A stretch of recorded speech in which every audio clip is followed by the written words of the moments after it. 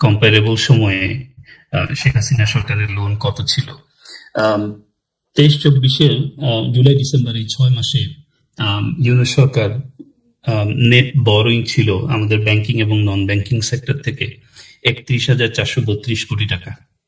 সেখানে শেখ হাসিনা সরকার ওই একই সময়ে 6 মাসে 2023-24 তার আগের বছর একই সময় লোন করেছেন মাত্র 455 কোটি টাকা। 455 কোটি টাকা, আর কোথায় 31,432 কোটি টাকা। সো এরা যেটা করতে চাচ্ছে সেটা হচ্ছে যে মানে অনেকটা জনগণকে না জানিয়ে ব্যাংকিং সেক্টর থেকে প্রচুর পরিমাণ টাকা এরা উইথড্র করতেছে, এবং সেগুলো দিয়ে বেসিক্যালি বিভিন্ন ধরনের অপারেটিং এক্সপেন্ডিচার বা ইভেন লুটও করা হচ্ছে এই টাকা। আমরা রিসেন্টলি দেখেছি যে প্রায় $20 বিলিয়ন বাংলাদেশ থেকে অলরেডি গত 10 মাসে পাচার করা হয়েছে। $20 বিলিয়ন। শেখ হাসিনা সরকারের বিরুদ্ধে টাকা পাচারের যে অভিযোগ, এটা আজ পর্যন্ত একটা পয়সার কোনো হিসাব তারা দিতে পারে নাই। টাকা ফিরিয়ে আনা তো দূরের কথা, কোনো টাকার কোনো হিসাব পর্যন্ত কিন্তু দিতে পারেনি আজ পর্যন্ত। অথচ $20 বিলিয়ন অলরেডি তাদেরই পাবলিকেশন। এটা তো শেখ হাসিনা সরকার পাবলিশ করছে না, এটা তাদেরই পাবলিকেশন। জাস্ট গত সপ্তাহের হিসাবে $20 বিলিয়ন এই পর্যন্ত দেশ থেকে চলে গেছে।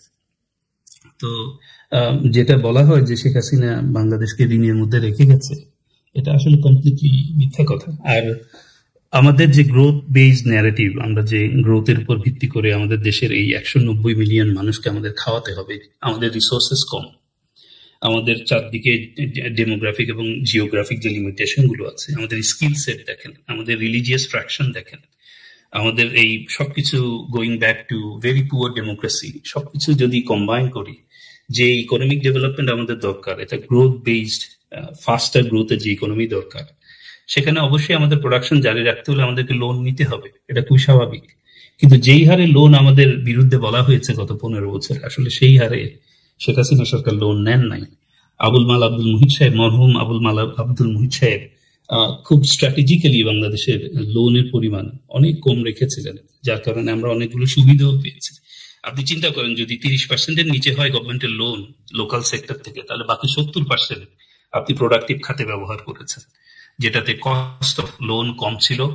অনেক সময় ধরে কিন্তু বাংলাদেশে লোনের রেট শেখ হাসিনার সময় 7-8%-এর মধ্যে ছিল। এগুলো নিয়ে আমি পাবলিশ করেছি অলরেডি সোশ্যাল মিডিয়াতে। সো কম্পারেটিভলি লোনের রেট কম ছিল, মানুষ কম দামে লোন নিতে পেরেছে, ইন্ডাস্ট্রিয়াল অ্যাক্টিভিটি বেড়েছে। এখন দেখেন বিজনেসম্যানদের একটা কমন কমপ্লেইন হচ্ছে যে আমার ব্যবসা বন্ধ করে দিতে হবে। কেন? পলিটিক্যাল আনসার্টেনিটির পাশাপাশি একটা বড় কমপ্লেইন হচ্ছে লোনের রেট বেশি, আমি লোনের রেটে আমি শোধ দিতে পারছি না। সো যেটা বলা হচ্ছে যে ঋণের কারণে শেখ হাসিনা সরকার আমাদের উপর অনেক বড় ঋণ রেখে গেছেন, এটা আসলে মিথ্যা কথা, এটা একটা প্রোপাগান্ডা।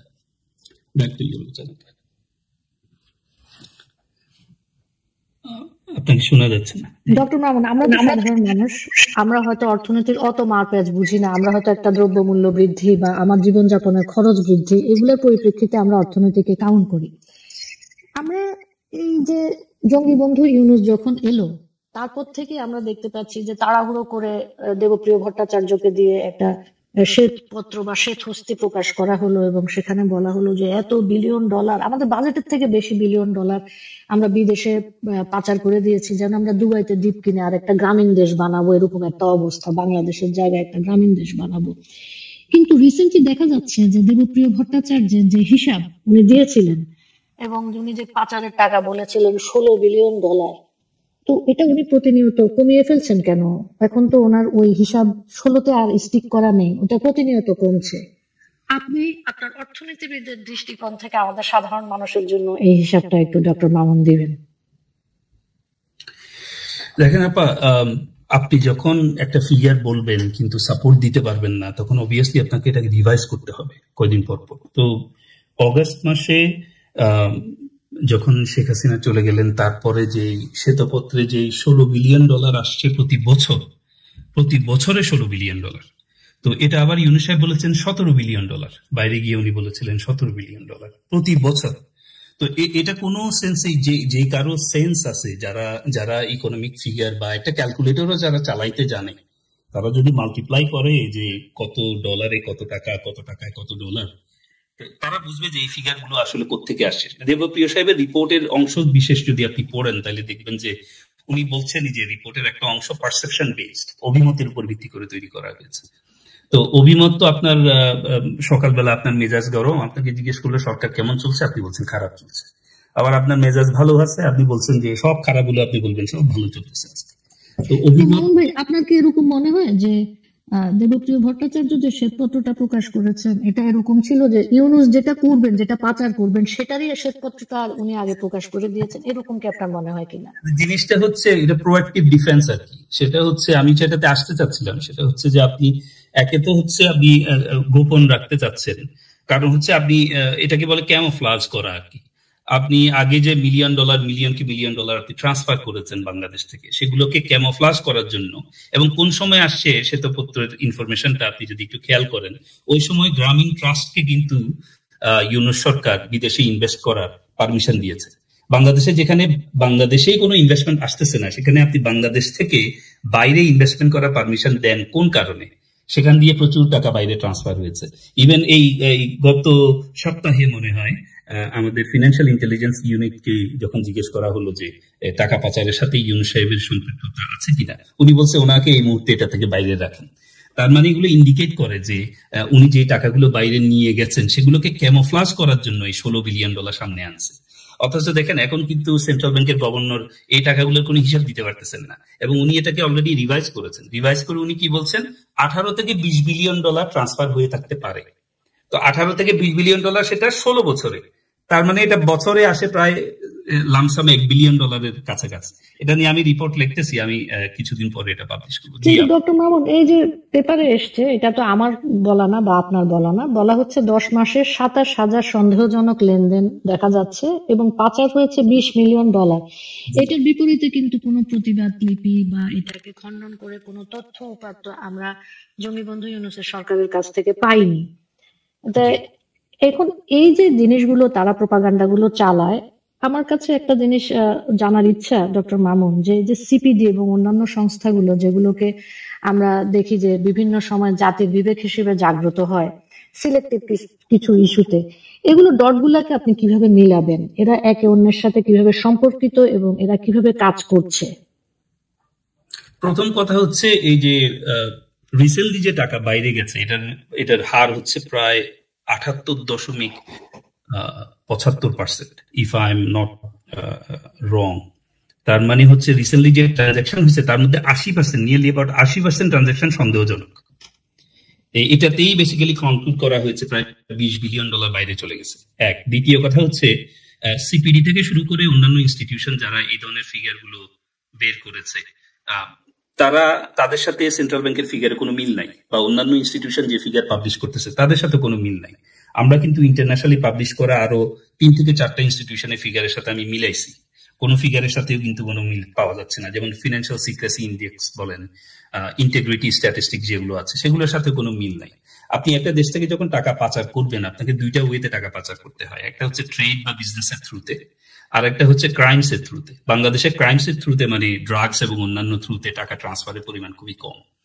আর ট্রেড এর থ্রুতে আপনি যে টাকা ট্রান্সফার করবেন সেগুলোর কোনো প্রমাণ এখন পর্যন্ত সেন্ট্রাল ব্যাংক দেখাইতে পারে নাই। গভর্নর সাহেব রিসেন্টলি ইউকে এসে ঘুরে গেছে, এটা আমরা জানি, আমরা এখনো পাবলিশ করিনি এই ব্যাপারটা। উনি 3-4টা বিষয়ে কথা বলতে আসছিল, সাবেক ভূমি মন্ত্রীর ফ্ল্যাট কেনা, তারপরে টিউলিপ সিদ্দিকের ব্যাপারটা $5 বিলিয়ন, তারপরে এই জিনিসগুলো নিয়ে উনি কথা বলতে আসছিল। কোনোটাতে উনি কোনো সাপোর্ট পান নাই ইউকে থেকে। এই জন্যই উনি বাংলাদেশে ফেরত যাওয়ার পরেই কিন্তু উনি ন্যারেটিভ চেঞ্জ করছে যে এখন আর $16 বিলিয়ন না, এটা পুরোটা $18 বিলিয়ন। এবং আমি আপনাকে অ্যাসুরেন্স দিচ্ছি, যেহেতু এই ধরনের করাপশন গুলো, পাচার গুলো কখনো সরাসরি মেজার করা যায়নি। আপনি যদি ট্রান্সপারেন্সি ইন্টারন্যাশনালের ইফতেখার স্যারের বক্তব্য শুনেন, উনি একদম সেই জুলাই অগাস্ট মাসে একটা বক্তব্য দিয়েছিল যে এগুলো সরাসরি ক্যালকুলেট করা যায় না। বিশ্বের যত করাপশন ইন্ডেক্স আছে সব কিন্তু পারসেপশন বেসড। এই যে ট্রান্সপারেন্সি ইন্টারন্যাশনাল যে করাপশন ইন্ডেক্স পাবলিশ করে, এটাকে তারা বলে করাপশন পারসেপশন ইন্ডেক্স। তো এটা পারসেপশনের উপর ভিত্তি করে, তো এটার কোনো শিওর কোনো ক্যালকুলেশন নাই, যার কারণে উনি একটা বলবে, তারপর আরেকজন একটা এসে বলবে। আপনাদের মনে আছে, আমি একটু যদি সময় হয় একটু রিলেট করি, বঙ্গবন্ধু সরকারের 75 সালে বঙ্গবন্ধু সরকারের পরে যেই ব্যাংক ডাকাতির কাহিনী হয়েছিল আপনাদের মনে আছে, যে ব্যাংক ডাকাতি করেছিল, তো সেটা তো আমরা 20 বছর লেগেছে আমাদের জানতে যে আসলে এরকম কোনো কিছুই হয় নাই। তো ওই একই ন্যারেটিভ, এটা হচ্ছে ক্যারেক্টার অ্যাসাসিনেট করা। আপনি যখন একটা গভর্নমেন্টকে জোর করে দখল করবেন, তখন ওদেরকে আপনার ফেলিউরকে ক্যামোফ্লাজ করার জন্য আপনার কিছু ক্যারেক্টার অ্যাসাসিনেশন টুলস বের করতে হয়। এই সহজ সরল মানুষকে খাওয়ানোর জন্য সবচেয়ে সহজ ক্যারেক্টার অ্যাসাসিনেশন টুল হচ্ছে ফিনান্সিয়াল ক্রাইম। এবং ইউনূস সাহেব যেহেতু খুব ভালো করে জানেন শেখ হাসিনার ব্যক্তিগত কোনো ফিনান্সিয়াল ক্রাইম নাই, সেহেতু উনি আওয়ামী লীগকে নিয়ে আসছেন, সরকারকে নিয়ে আসছেন, একের পর এক ফিগার বের করতেছেন যেগুলোর কোনো স্ট্যাটিস্টিক্যাল প্রুফ বা ইকোনমিক কোনো এস্টিমেশনে কোনো প্রুফ ওনারা দেখাতে পারতেছেন না। জি, আপনি তো সিপিডির কথা বললেন, ট্রান্সপারেন্সি ইন্টারন্যাশনালের কথা বললেন। খুব ইন্টারেস্টিং একটা বিষয় দেখা যাচ্ছে যে বাংলাদেশ কিন্তু এত বছর ধরে ফ্লোটিং কারেন্সিতে ছিল না। তার কারেন্সি সেভাবে হিসাবটা করা হতো না। ফ্লোটিং কারেন্সি বা আমার উন্মুক্ত পদ্ধতি যেটা বলি সেটাতে হতো না। তারা অন্য পদ্ধতিতে তাদের কারেন্সিকে অন্য কারেন্সির সাথে তুলনা করে হিসাব করত। আমাদের এই মুহূর্তে যে ভাসমান বা ফ্লোটিং কারেন্সি ইন্ট্রোডিউস করার একটা চেষ্টা করা হচ্ছে, এটা কি আমাদের জন্য অশনির সংকেত আপনি মনে করেন কিনা?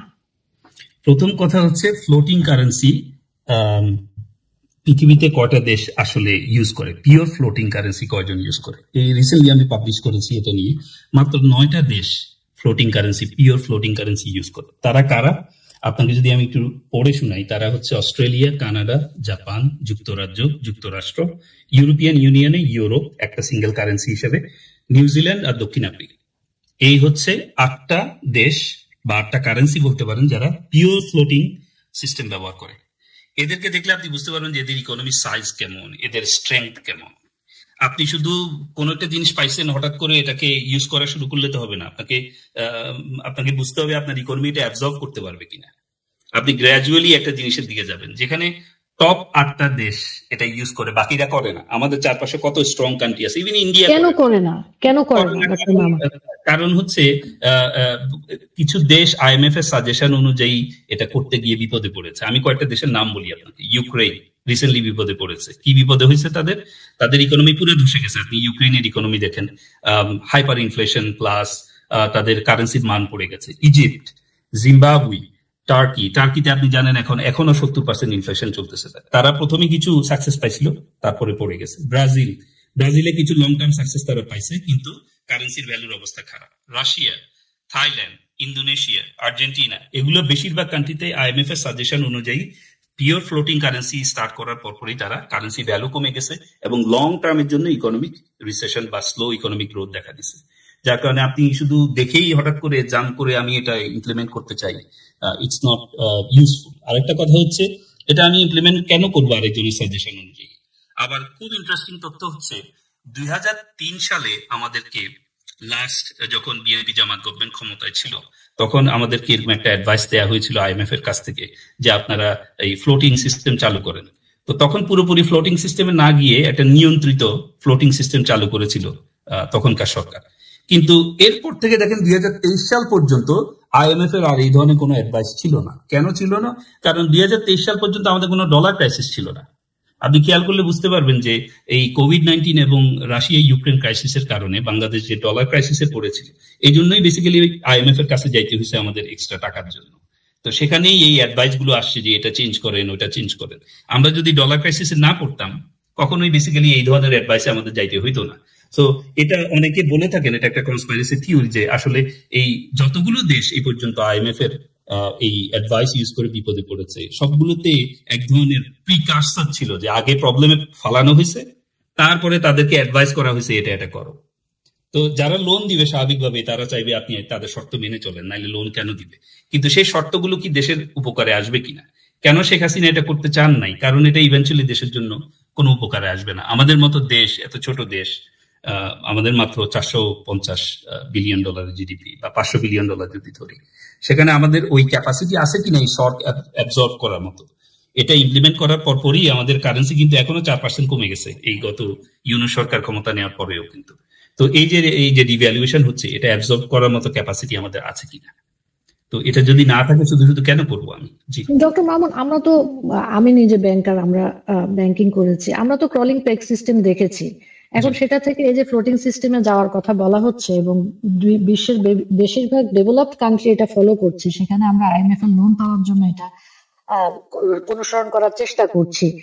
এর কি ধরনের প্রভাব আমাদের এই অর্থনীতিতে, আমাদের এখনকার অর্থনৈতিক যে অবস্থা, এই প্রভাব এই অর্থনীতিতে পড়বে বলে আপনার বিশ্বাস? যে ডলারের দাম আপনি বলছেন যে অনবরত বেড়ে যাচ্ছে, আমাদের ডলার ক্রাইসিস আছে, এবং গত এক সপ্তাহে আপনি বলছেন যে আমাদের মুদ্রা 4% আমাদের অবমূল্যায়ন হয়েছে। তো এই যে জিনিসগুলো, এই ইন্ডিকেটর গুলো দেখে কি আমাদের যারা চলমান অর্থনীতিবিদ আছেন বা আমাদের অর্থ মন্ত্রণালয়ে আছেন বা আমাদের বাংলাদেশ ব্যাংকে আছেন, তারা কি এই বিষয়ে কোনো ধরনের সিদ্ধান্ত নিবেন বা নিচ্ছেন বা আলাপ আলোচনা করছেন? এই ধরনের কোনো ইন্ডিকেশন আপনি দেখেছেন? ওনাদের এখন টার্গেট হচ্ছে লোন পাওয়া। আপনার যদি খেয়াল থাকে যে শেখ হাসিনা সরকার যেই 2টা ইনস্টলমেন্ট পাওয়ার কথা ছিল শেষের দিকে, এগুলো পাওয়ার জন্যই বেসিক্যালি এতদিন পর্যন্ত আইএমএফ কোনো ধরনের লোন এক্সটেনশন করে নাই। দুইটা কিস্তি। তো এই 2টা কিস্তি প্রথমে কি বলছে যে আমাদের এই 2টা কিস্তির দরকার নাই। আপনি যদি খেয়াল থাকে যে সেন্ট্রাল ব্যাংকের গভর্নর বলছে না, আমরা এই 2টা কিস্তি না নিয়েই সবকিছু আমরা সমাধান করে ফেলবো। তারপরে যখন দেখছে যে আসলে আর কোনোভাবে ধামাচাপা দেওয়া যাচ্ছে না, অনেকগুলো ফিগারে সমস্যা দেখা দিচ্ছে, আমি বারবার ক্যালকুলেট করে দেখেছি ফরেন কারেন্সি রিজার্ভে ফিগার গুলো মিলছে না, বা ইভেন বাংলাদেশ ব্যাংকের ওয়েবসাইটে যেগুলো পাবলিশ করা হচ্ছে সেগুলোর সাথে আউটসাইডে যে ইনফরমেশন গুলো যাচ্ছে, যেমন ধরেন ব্লুমবার্গের ইনফরমেশনের সাথে বা ওয়ার্ল্ড ব্যাংকের ইনফরমেশনের সাথে বাংলাদেশ ব্যাংকের ইনফরমেশন গুলো মিলছে না। যেমন ধরেন ব্লুমবার্গে যখন আমাদের সেন্ট্রাল ব্যাংক দেখাচ্ছে যে আমাদের $20 বিলিয়ন মতো আমাদের ফরেন কারেন্সি রিজার্ভ আছে আইএমএফ এর BPM6 অনুযায়ী, সেখানে ব্লুমবার্গ দেখাচ্ছে মাত্র $16 বিলিয়ন। তার মানে হচ্ছে এখানে কোথাও না কোথাও একটা ইনফরমেশন যে বাংলাদেশ থেকে যে $20 বিলিয়ন যে বের হয়ে গেল, এটাকে ধামাচাপা দেওয়ার জন্য বেসিক্যালি এই উল্টাপাল্টা ফিগার গুলো দেখানো হয়েছিল। আচ্ছা, দ্বিতীয় কথা হচ্ছে আমাদের ক্রলিং পেগ ব্যবস্থা কিন্তু আমরা চালু করেছি 2024 সালে, এটা শেখ হাসিনাই চালু করেছে। তখন কিন্তু আমাদের এই এখনকার সেন্ট্রাল ব্যাংকের গভর্নর সাহেব কিন্তু তখন বলেছিলেন যে এগুলো স্টেপ টুয়ার্ডস পজিটিভ মুভ।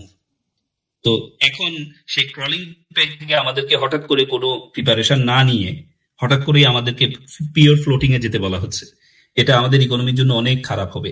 আমি ওনাদের ইনফরমেশনই বলছি। ফাহমিদা আক্তার, সিপিডির most probably executive director, recently উনি পাবলিশ করেছেন ডেইলি স্টারে যে সেন্ট্রাল ব্যাংক যেতে হবে, ইটস এ বোল্ড মুভ। ওনারা বলছেন ইটস এ বোল্ড মুভ, কিন্তু এই বোল্ড মুভের জন্য উনি বলছেন যে প্রিপারেশন দরকার, সেই প্রিপারেশনের লিস্ট কিন্তু অনেক লম্বা। এবং এই ধরনের একটা অবস্থায় যেখানে দেশে পলিটিক্যাল স্ট্যাবিলিটি নাই, দেশে যেখানে সেখানে মানুষের লাশ পাওয়া যাচ্ছে, ব্যবসার অবস্থা খারাপ, আমাদের এক্সপোর্ট কমে যাচ্ছে, ইম্পোর্টের কস্ট বেড়ে যাচ্ছে, এই ধরনের একটা অবস্থায় এই ফরেন কারেন্সির রেট চেঞ্জ করা বা নীতি চেঞ্জ করা এটা কোনোভাবেই একটা ভালো সিদ্ধান্ত হইতে পারে না। এটা আমরা অবভিয়াসলি আমাদেরকে ফোর্স করা হচ্ছে এটা চেঞ্জ করার জন্য। এবং যারা এটা নিয়ে লেখাপড়া করে তারা জানে যে এই ধরনের অবস্থায় যদি কারেন্সি একবার পড়ে, সেটা ইন্দোনেশিয়ার অবস্থা হবে, সেটা জিম্বাবুয়ের অবস্থা হবে, 2000% ডিফ্লেশন। তারপরে যেমন ধরেন আমাদের টার্কি 70% হাইপার ইনফ্লেশন নিয়ে বসে আছে। নর্মাল 15-20% হাইপার ইনফ্লেশন আপনার 7 বছর লাগে রিকভার করতে, এটা ইকোনমিক্স এর এস্টিমেশন অনুযায়ী। এটা নিয়ে আমি ডেইলি স্টারে পাবলিশ করছি গত বছর।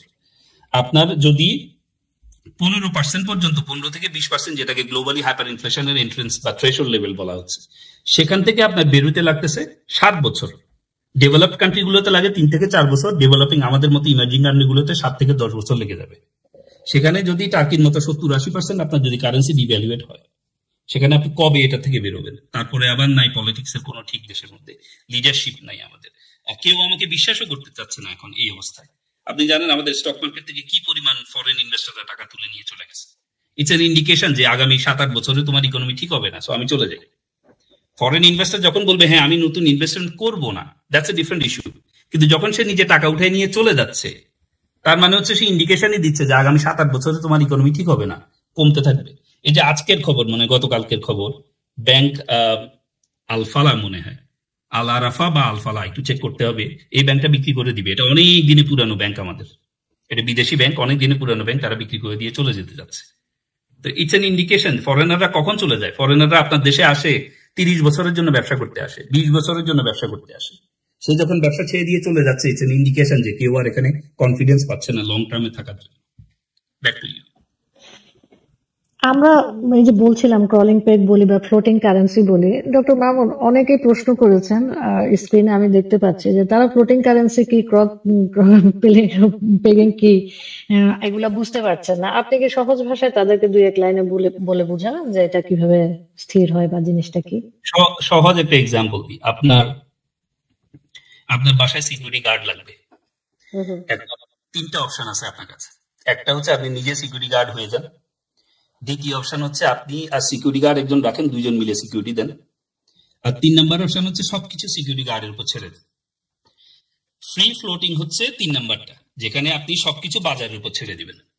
বাজারে আপনার কারেন্সি ডিমান্ড এবং সাপ্লাই, কতগুলো টাকা লাগতেছে, কতগুলো টাকার সাপ্লাই এবং ডিমান্ড যেটাকে বলে যোগান এবং চাহিদার উপর ভিত্তি করে টাকার মান ঠিক হবে। সো কখন আপনি আপনার সিকিউরিটি গার্ডের উপর সবকিছু ছেড়ে দিবেন? যখন আপনি আপনার সিকিউরিটি গার্ডকে ট্রাস্ট করবেন সব দিক থেকে, আপনার ওই ক্যাপাসিটি থাকবে। যদি কোনো কিছু লসও হয়, চুরি হয়, সেটাকে মিটিগেট করার মতো ক্যাপাসিটি থাকবে আপনার ইকোনমিতে। যদি সেই ধরনের ক্যাপাসিটি এবং ট্রাস্ট দুইটা যদি না থাকে, তাহলে কেন আপনি ফ্রি ফ্লোটিং এক্সচেঞ্জে যাবেন? বিশ্বের বেশিরভাগ দেশ ইনিশিয়ালি শুরু করছিল ফিক্সড এক্সচেঞ্জ কারেন্সি দিয়ে, যেখানে একটা নির্দিষ্ট কারেন্সি ভ্যালু আর একটা কারেন্সির সাথে ফিক্স থাকবে। ধরেন আমি যদি বলি যে 100 টাকা $1, তাহলে এই 100 টাকা সবসময় ফিক্স থাকবে। ফিক্সড এক্সচেঞ্জে কিছু সমস্যা আছে, ফ্লোটিং থেকে ফিক্সড এক্সচেঞ্জে সমস্যা ট্রান্সফার হয় বা ভাইস ভার্সা। এই জন্য ফ্রি ফ্লোটিং এক্সচেঞ্জ রেট যারা ফলো করে তারা ফিক্সড এক্সচেঞ্জ রেটকে পছন্দ করে না। এই জন্য চায়নার উপরে অনেক প্রেশার ছিল, লং টার্ম প্রেশার ছিল তাদের কারেন্সি রেট চেঞ্জ করার ব্যাপারে। আর মাঝখানে যেগুলো আছে, ফিক্সড এবং ফ্লোটিং এর মাঝখানে যেগুলো আছে, এগুলো হচ্ছে ক্রলিং পেগ বা তারপরে পেগ, অথবা একটা আছে খুব ফেমাস, সেটা হচ্ছে ডার্টি ফ্লোট, যেটা হচ্ছে ম্যানেজড ফ্লোট। মানে বেশিরভাগ কান্ট্রি এটা ফলো করে যে ফ্লোটিং হচ্ছে ডিমান্ড এন্ড সাপ্লাইয়ের উপর ডিপেন্ড করতেছে, কিন্তু আমি ইনডিরেক্টলি এটাকে কন্ট্রোল করবো। সেন্ট্রাল ব্যাংক ইনডিরেক্টলি এটাকে বাই এন্ড সেল করে এটাকে কন্ট্রোল করে। একটা হচ্ছে ফিক্সড আর একটা হচ্ছে ফ্লোটিং। এর মধ্যে আমাদেরকে এখন যেটা বলা হচ্ছে সেটা হচ্ছে ফ্রি ফ্লোটিং করার জন্য, যেটার জন্য আমরা এখনো রেডি না। We don't have the capacity to manage the risk coming out of it. Yes, আমরা এই কয়েক মাসে আমরা দেখতে পেলাম যে একটা জিনিস পাস হয়েছে, ব্যাংকিং রেজুলেশন। এই ব্যাংকিং রেজুলেশনটা ডক্টর মামুন কি, এটা দিয়ে কে উপকৃত হচ্ছে ব্যাংকিং রেজুলেশনের মাধ্যমে? ব্যাংকিং রেজুলেশনে রিসেন্টলি পাস হয়েছে, আপনারা জানেন সেন্ট্রাল ব্যাংক, বেসিক্যালি এটা করা হয়েছে গ্রামীণ ব্যাংকে কিছু বেনিফিট দেওয়ার জন্য। আপনারা জানেন যে গ্রামীণ ব্যাংকে সরকার যে শেয়ার ছিল সেটা কমিয়ে মোস্ট প্রবাবলি 5% নিয়ে আসা হয়েছে, 25% থেকে 10% নিয়ে আসা হয়েছে। সো তার মানে হচ্ছে বেসিক্যালি সরকারের যে কন্ট্রোল ছিল এই ব্যাংকের উপরে সেটা থাকবে না। কিন্তু সেটাতে সমস্যা নাই, দ্যাটস ওকে। কিন্তু মেইন ইস্যু ব্যাংকিং রেজুলেশনে গ্রামীণ ব্যাংক রিলেটেড ইস্যুতে যেটা করা হয়েছে সেটা হচ্ছে যে ভবিষ্যতে Grameen bank most probably will be transfer to a full pledged commercial bank. So Yunus সাহেব যেটা চাচ্ছেন, এটা রিসেন্টলি উনি একটা স্টেটমেন্টে বলেছেন যে আমরা মাইক্রো ক্রেডিট ব্যাংকের জন্য একটা ফুল প্লেজেড ব্যাংক করতে চাই। সো এটাই বেসিক্যালি ওনার উদ্দেশ্য। সো আমাদের ব্র্যাক ব্যাংক যেরকম আছে সেরকম উনি গ্রামীণ ব্যাংকটাকেও মাইক্রো ক্রেডিট থেকে বের হয়ে এসে একটা ফুল প্লেজেড ব্যাংক করতে চান। ডিফারেন্সটা কি? গ্রামীণ ব্যাংক হচ্ছে মাইক্রো ক্রেডিট ইনস্টিটিউশন, তাদের রেগুলেটরি অথরিটি আলাদা, তাদের ক্যাপাসিটি আলাদা, তাদের ক্যাপাসিটি অনেক অনেক কম আর কি ডেফিনেশন অনুযায়ী। আর কমার্শিয়াল ব্যাংকে যদি ট্রান্সফার করে সেক্ষেত্রে গ্রামীণ ব্যাংক অনেক পাওয়ারফুল হবে, অনেক বেশি ট্রানজাকশন করতে পারবে এবং অবভিয়াসলি তাদের ক্ষমতা থাকবে অনেক বেশি, কনজিউমার নিয়ে ডিল করতে পারবে তখন। তো এখানে আরেকটা ক্যাচ আছে, সেটা হচ্ছে ওনারা এই রেজুলেশনের মধ্যে গ্রামীণ ব্যাংককে একটা সমাজের জন্য বেনিফিশিয়াল, মানুষের কনজিউমারের জন্য বেনিফিশিয়াল ইনস্টিটিউশন বা ট্রাস্ট হিসেবে ট্রান্সফার করার জন্য প্রপোজ করেছেন। এর মানে হচ্ছে মোস্ট প্রবাবলি এরা ট্যাক্স দিবে না। সো এটাকে একটা সোশ্যাল ট্রাস্ট হিসেবে ডিক্লেয়ার করে এটার যত ফিনান্সিয়াল ট্রানজাকশন আছে সেটার উপর আর কোনো ট্যাক্স দিতে চাইবে না। সরকারের বেনিফিট নিয়েছে, লিগ্যাল বেনিফিট নিয়ে এটাকে ইন্ট্রোডিউস করেছে, এখন বলতেছে যে আমরা আর সরকারি কোনো কন্ট্রোলের মধ্যে নাই। আরো সবচেয়ে মজার বিষয় হচ্ছে যে সেন্ট্রাল ব্যাংকও এটাকে আর কন্ট্রোল করতে পারবে না, যেহেতু এটা ব্যাংক না। আবার মাইক্রো ক্রেডিট অথরিটিও এটাকে কন্ট্রোল করতে পারবে না, যেহেতু এটা মাইক্রো ক্রেডিট না। সো এটাকে বেসিক্যালি বিড়ালের মুখ আর কুমিরের লেজ দিয়ে একটা এমন ট্রাস্ট বানানো হচ্ছে যেটা বেসিক্যালি বেনিফিট দিবে শুধুমাত্র ডক্টর ইউনূস এবং তার আশপাশের লোকজনকে।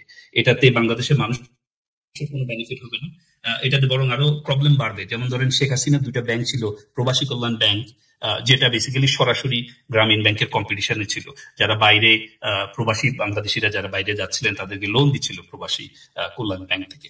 সো গ্রামীণ বেসিক্যালি এখন ওই মার্কেটটাকে ট্যাপ করার চেষ্টা করতেছে এবং সেই জন্যই আপনি দেখছেন রিসেন্টলি যে ইউনূস সাহেব আদম ব্যবসা করার জন্য চেষ্টা করতেছেন বিভিন্ন জায়গায়। জাপান কেন করতেছে? কারণ এগুলো সবগুলো কানেক্টেড।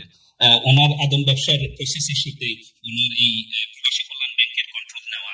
তারপর আরেকটা আপনারা দেখেছেন নিউজে যে বাংলাদেশের সরকারের একটা মাইক্রো ক্রেডিট ছিল, যেখান থেকে প্রচুর পরিমাণ টাকা উনি ট্রান্সফার করে নিয়ে যাচ্ছেন মাইক্রো ক্রেডিটে, ওনাদের মাইক্রো ক্রেডিটে। সো এটা কন্ট্রোল নেওয়ার চেষ্টা করতেছেন ওনারা। এই টাকাটা কন্ট্রোল করতে পারলে ওনারা সেটা দিয়ে আরো বড় পরিমাণ ইনভেস্টমেন্ট করবে, হয়তো বাইরে টাকাটা ট্রান্সফার করে নিয়ে যাবে। সো এই ব্যাংকিং রেজলিউশনের মেইন উদ্দেশ্য হচ্ছে গ্রামীণ ব্যাংককে আরো শক্তিশালী করা, এটাকে একটা ফুল প্লেজেড ব্যাংক করা এবং সেখান থেকে বেসিক্যালি পয়সা আউট করা। সবকিছুই হচ্ছে কি তার ব্যক্তিগত লাভের জায়গা, এখানে দেশের দশের মানুষের কোনো রকমের স্টেক নেই আর কি।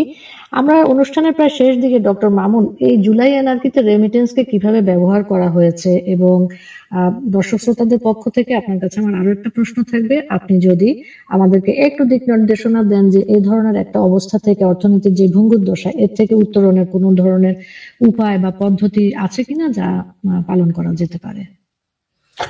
ধন্যবাদ। প্রথম হচ্ছে রেমিটেন্সকে একটা হাতিয়ার হিসেবে ব্যবহার করা হয়েছে শেখ হাসিনা সরকারের বিরুদ্ধে। আপনারা দেখেছেন 2023 এবং 2024 সালে প্রথমত বিভিন্ন দেশ থেকে ডিক্লেয়ার করে রেমিটেন্স কমিয়ে দেওয়া হয়েছে। এটা সরাসরি এক ধরনের দেশদ্রোহিতা। আমি মনে করি এটা একটা দেশদ্রোহিতা, এদের বিচার হওয়া উচিত। সেকেন্ড হচ্ছে কিছু নির্দিষ্ট দেশ থেকে একটা নির্দিষ্ট সময়ে রেমিটেন্সের প্রবাহ বেড়েছে এবং কমেছে। বিশেষ করে জুন জুলাইয়ের আগে কয়েকটা নির্দিষ্ট দেশ থেকে, এটা নিয়ে আমি রিসেন্টলি একটা পাবলিকেশন করেছি, আমার সোশ্যাল মিডিয়াতে আছে এটা। তো মালয়েশিয়া থেকে, ইউএসএ থেকে, আরব আমিরাত থেকে এই জুন জুলাই পর্যন্ত প্রচুর পরিমাণ রেমিটেন্স বাংলাদেশে ঢুকেছে। তো অন্যান্য দেশগুলো কিন্তু নর্মাল ছিল।